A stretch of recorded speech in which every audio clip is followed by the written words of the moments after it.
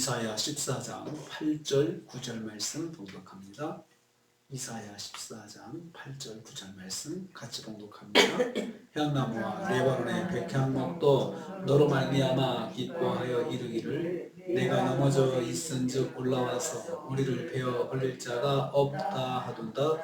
아래의 수월이 너로 말미암아 소동하여 내가 오는 것을 영접하되 그것이 세상의 모든 영웅을 너로 말미암아 움직이게 하며 열방의 모든 왕을 그들의 왕좌에서 일어서게 함으로. 아멘. 아멘.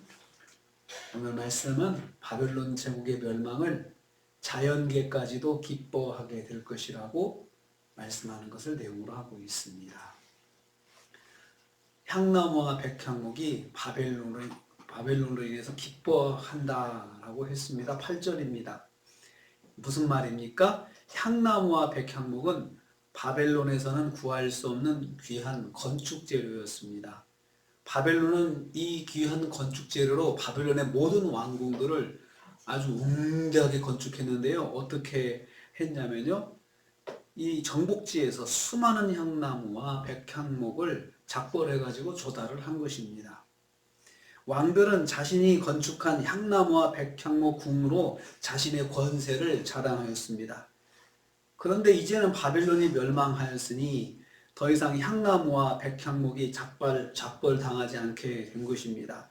그래서 우리를 베어버릴 자가 없도다라고 하면서 나무들이 바벨론의 멸망을 기뻐하게 된다는 말씀입니다.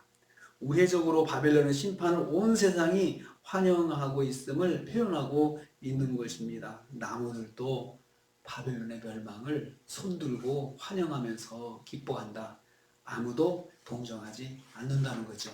바벨론이 멸망한 것에 대해서 아무도 동정하지 않는 거예요. 그 정도로 바벨론이 세상 나라들에게 원한을 깊이 산 거죠. 그리고 바벨론과 관계된 모든 나라들이 바벨론을 그렇게 좋아하지 않았던 것입니다. 두 번째로 수월이 소동하며 바벨론을 환영한다라고 했습니다. 9절입니다. 아래에 수월이 소동한다고 했습니다. 수월은 죽은 자들이 거주하는 세계를 의미합니다. 이곳에 있는 수많은 죽은 자들이 자신을 사지에 던진 당사자인 바벨론 왕을 만나게 되어 소동하게 된다는 것입니다. 바벨론 왕도 여기 왔네? 이렇게 놀라는 거죠. 그렇게 놀란다는 것입니다.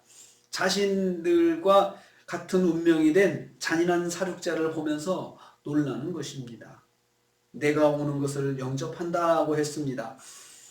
바벨론 왕을 조롱하기 위해서 맞이하러 나간다는 뜻입니다. 심판받아 수월에 내려오는 바벨론 왕을 만나기 위해서 사람들이 채비를 하는 것입니다. 바벨론 왕의 죽음을 수월에서도 환영하며 기뻐하게 될 것을 말씀하고 있습니다. 바벨론 왕에게 죽임을 당한 한 많은 영혼들이 기뻐하면서 지옥에서 맞이할 것이다. 그만큼 바벨론은 심판받아서 죽어서도 동정을 받지 못하는 그러한 나라가 된다는 것입니다. 죽은 자들의 기쁨이 되는 비참한 죽음이 될 것이다. 바벨론 왕이 그렇게 될 거라는 것입니다. 세상과 열방의 왕이 바벨론의 심판을 놀랄 것이다 라고 9절 후반부 말씀하고 있습니다. 바벨론 왕의 멸망이 주는 즐거움에 대해서 말합니다. 바벨론 왕 당시에 세상에 있다가 그 왕에게 죽임당한 세상의 왕들, 영웅들이 놀라서 깨어나게 된다라고 했습니다. 상상할 수 없는 일이 일어났기 때문이죠. 세상의 영웅들도 바벨론 왕에게 다 정복을 당해가지고 다 죽임을 당했는데 그들이 바벨론 왕이 죽어서 자기들에게 자기들이 있는 곳에 온다는 말을 듣고 깜짝 놀라는 것입니다. 바벨론 왕 당시 열방의 모든 왕들이 자기 보좌에서 일어난다고 했습니다. 그들도 바벨론 왕의 방으로 인해서 말할 수 없는 고통을 당했기 때문입니다. 그런 바벨론 왕이 멸망당해서 자기들이 있는 곳으로 들어오는 것을 놀라는 심정으로 바라보고 있는 것입니다. 비참하게 파멸당해서 죽은 모습으로 수월로 내려오는 바벨론 왕을 바라보는 그 눈들이 깜짝 놀라서 자리에서 벌떡 일어난다는 것입니다.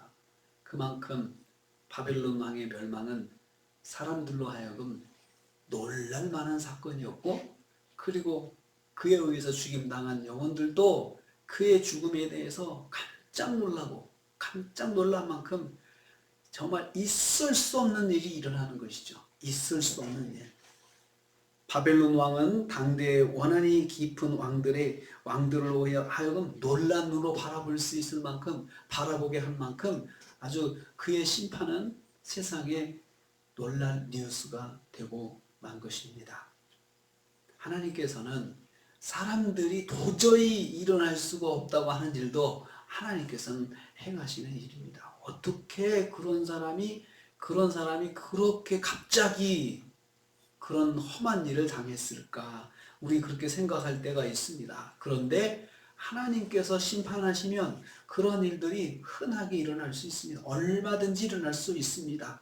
당대 사람들이 절대로 생각하지 못했던 바빌론의 심판, 바빌론 왕의 심판, 그리고 바빌론의 귀족들의 악행에 대한 건건별로 하나님이 심판하시는 그 세밀하신 심판, 그리고 그러한 심판을 자연계에 있는 백향목과 향나무도 보면서 즐거워하고 기뻐할 정도로 동정받지 못할 그러한 심령, 이러한 일들이 하나님께서 심판하시면 얼마든지 일어날 수 있습니다. 저는 이 말씀 묵상하면서 하나님이 한번 심판하시면 진짜로 철저하게 심판하시는구나.